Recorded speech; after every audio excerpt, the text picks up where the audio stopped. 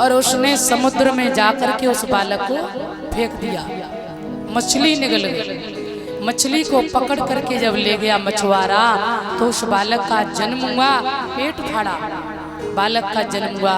वो शंबरासुर के घर बालक पहुंचा दिया। शंबरासुर के यहाँ एक स्त्री थी जो काम करती थी, भोजन बनाती थी। उसका नाम था विद्यावती।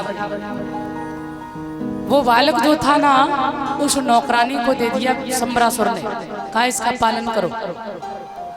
एक दिन देव ऋषि नारद बीड़ा बजाते हुए गए और उन्होंने जाकर के विद्यावती के कान में कह दिया, ये गोदी में जो लालना खेल रहे हो है ना, ये लाला नहीं है, ये तुम्हारो पति है। क्या? जब शिव तीसर नयन उघारा और निरखत काम भयउ जर छारा। जो शिव के नेत्रों से ज्वाला निकली, कामदेव भस्म हुए थे, वही कामदेव आकर के प्रद्युम्न बने। हाँ, पाल के बड़ा किया और शंबरासुर का उद्धार किया। और उसके बाद में ये प्रद्युम्न जो थे अपनी पत्नी को लेकर के, उसी को जिसका नाम था रति, वही विद्यावती बनी, उसे लेकर द्वारिका गए। और जब तक इतना काम हुआ है ना कक्का, तब तक भगवान के 16,107 विवाह और हो गए।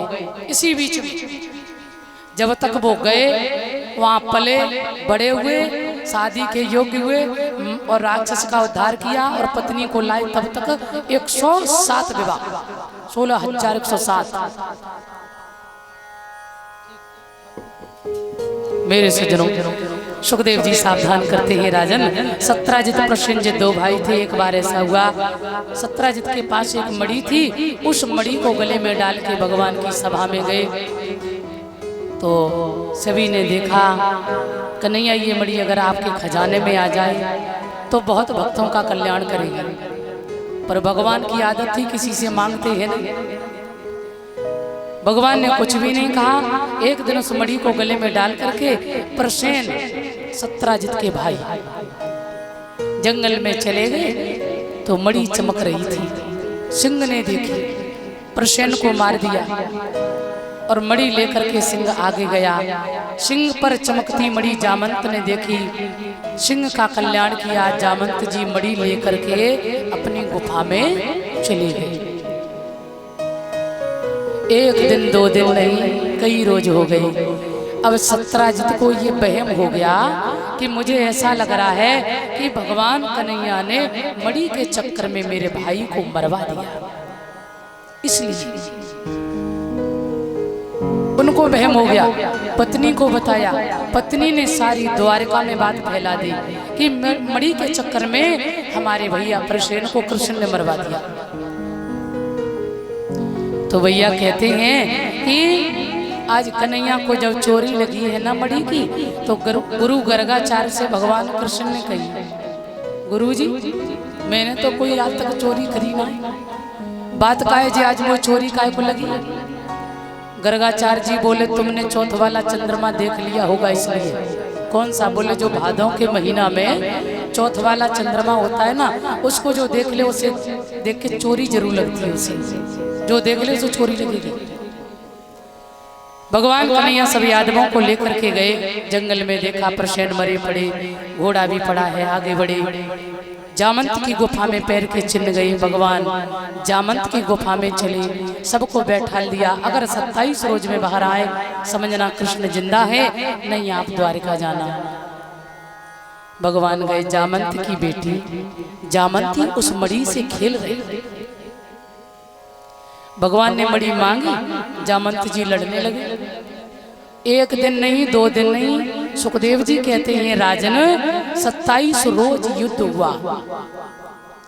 जामंत घुटनों के बल हो गए।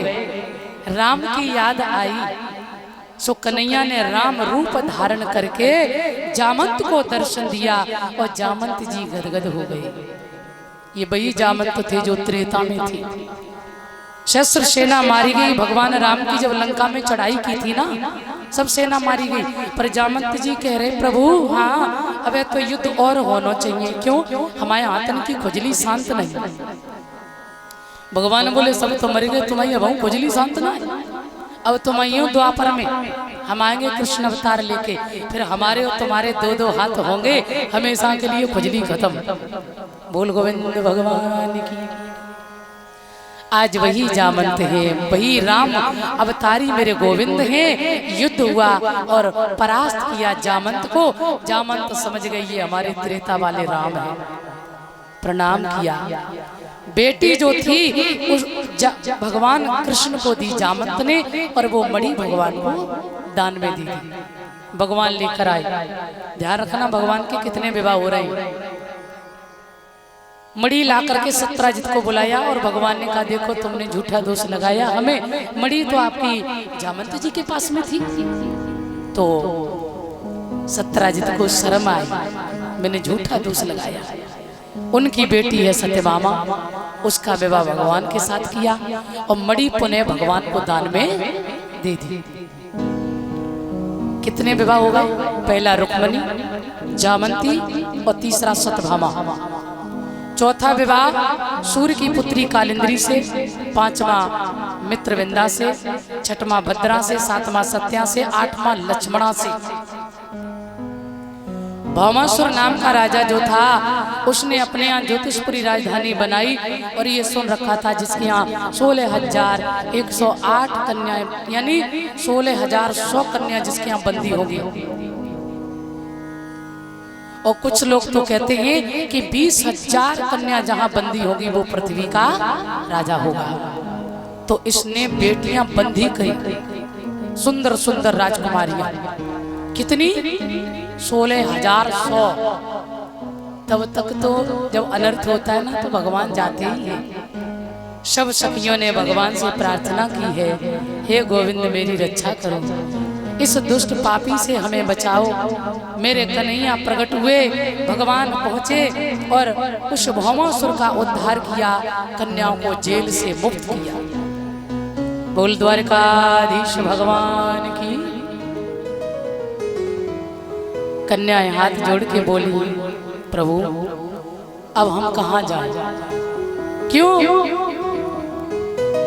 ये संसार के लोग देख रहे थे कि ये राजकुमारियां भौमासुर राक्षस की जेल में रही, कोई राजकुमार मुझे अपनी पत्नी नहीं बनाएगा। पिता के घर जाऊं तो कैसे जाऊं? मुझे कौन स्वीकार करेगा? क्यों? मैं इस पापी की जेल में रह चुकी हूँ। अब तो उनके पास दो ही मार्ग है, या तो आत्महत्या कर लें या फिर बुरे रास्ते पर चली जाए। भगवान कन्हैया ने कहा देखो बुरा न मानो तो फिर हम ही ग्रहण कर लेंगे तुम्हें। जिसका कोई नहीं होता है उसका मेरा भगवान होता है।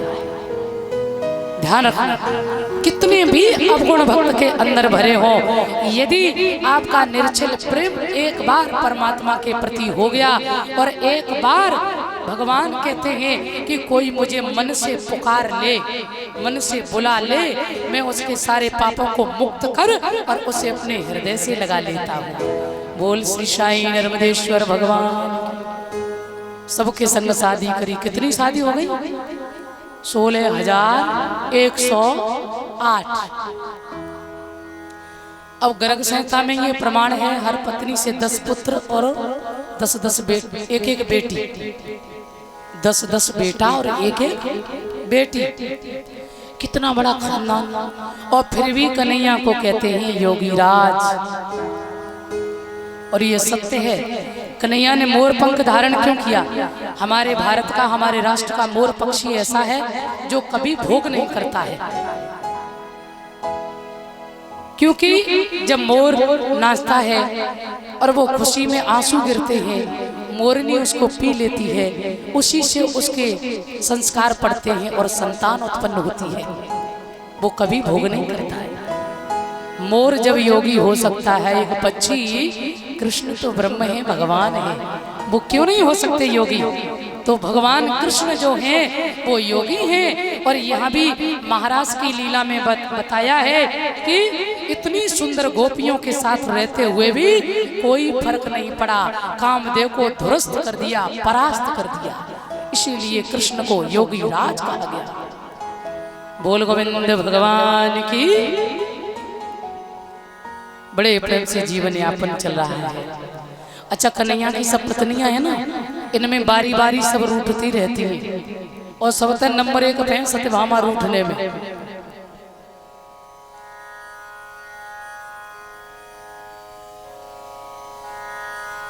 सबसे ज्यादा भगवान ने सोचा सब पत्नियां हमारी रूठती हैं, पर हमने आज तक रुक्मणी के 5 पुत्र हो गए।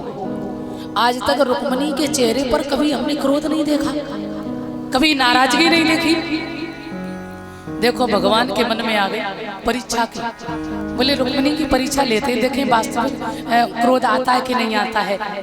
सो एक दिन भगवान रुक्मणी के महल में उदास बैठे हैं, और जब उदास बैठे हैं ना बंधुओं तो ध्यान रखना, रुक्मणी मैया चरण दबा रही है और भगवान से पूछने लगी, प्रभु क्या बात है, आज आप उदास हैं, क्या कोई बात हो गई, क्यों, क्या कारण है? कन्हैया बोले कुछ सब ठीक तो है। तो बोलो ठीक है। अरे कोई बात हो, कोई खास बात बताओ। कन्हैया बोले कुछ नहीं। अरे प्रभु क्या मुझसे कोई भूल हो गई, कोई हमसे गलती तो नहीं हो गई है, इसलिए आप इतने उदास, आप बताइए ना। तो भगवान कन्हैया ने देखा आप परीक्षण करील। कन्हैया बोले गलती की बात कर रही हो, बहुत सुनने का प्रसंग है, बड़ा सुंदर है ये, शायद है आपने सुना भी ना हो, शायद बड़े सुनने की बात। भगवान कन्हैया कहने लगे गलती की बात कर रही हो तो तुमने एक गलती ना, गलती पे गलती करी। एक गलती हो तो बताओ, गलती पे गलती, गलती पे गलती, गलती पे गलती, गलती पे गलती। रुक्मणी बोली मुझसे गलती, क्या गलती हो गई प्रभु? भगवान कन्हैया कहने लगे सुनो, पहली गलती तुमने ये की है, राजपुत्री सता भूपैर लोकपाल विभूत भी महान भावई श्री मवदी रूपोदार्य बलोर्जितई। कृष्ण कहते हैं रुक्मणी जी सबसे पहली गलती है कि तुमने मुझसे विवाह क्यों किया। इतने बड़े बड़े राजकुमार तुम्हें कितना स्नेह करते, प्रेम करते, और सबको छोड़ के तुमने हमारे गले में माला डाली, तुमने हमारे साथ विवाह किया। अरे हमारे साथ विवाह करके क्या मिला तुम्हें? और भगवान इतनी बात कह के रुक्मणी की तरफ देखने लगे, सोचने लगे अभी गुस्सा नहीं आई। हाँ अब भगवान बोले तुम सोच रही होगी अजीब विवाह बिल्कुल नहीं करती, मैंने तो इसलिए कर लिया कि तुम बड़े भारी वीर हो, पराक्रमी हो। कन्हैया बोले काहे का पराक्रमी, काहे का बलधारी? राजभ्यो बिंबिता शुभ्रो समुद्रम शरणम गता बलवविदा क्रस्त्वेषान राक्षसना आसना। राजभ्यो बिंबिता शुभ्रो समुद्रम शरणम गतान। अरे भैया मेरे जैसा डरपोक कोई और हो सकता है? बड़े बड़े राजाओं के डर के कारण हम समुद्र में रह रहे हैं, क्या मतलब है? अरे ऐसे डरपोक व्यक्ति से शादी करके क्या मिला? रुक्मणी ने कोई जवाब नहीं दिया। भगवान बोले अभी भी गुस्सा नहीं। और तीसरी बात में भगवान कहते हैं, बोले तुम कहोगी कि मैंने तो विवाह इसलिए कर लिया है कि आप तो देवकी नंदन हो, यशोदा नंदन हो, वसुदेव नंदन हो। अरे हमारे जन्म का पता ही नहीं, कोई कहता देवकी का पुत्र, कोई कहता यशोदा का पुत्र, कोई कहता वसुदेव, कोई कहता नंद का पुत्र। अरे जिसके माता पिता का ठिकाना नहीं है, जिसका कोई नाम नहीं है, उसके साथ विवाह करके क्या मिला तुम्हें? भगवान ने देखा अभी भी गुस्सा नहीं। कन्हैया बोले हाँ तुम सोचोगी विवाह तो इसलिए कर लिया है जी, वैसे तो नहीं करती, पर तुम बड़े सुंदर हो। काहे का सुंदर? नाम भी सुंदर ना, नाम भी तो मेरो कनुआ है, इतना कारो, और जब से कालिया नांग ना तो तब तो बहुत ज्यादा कारे है। सुंदर भी नहीं, शादी करके क्या मिला तुम्हें? फिर भी रुक्मणी को क्रोध नहीं आया।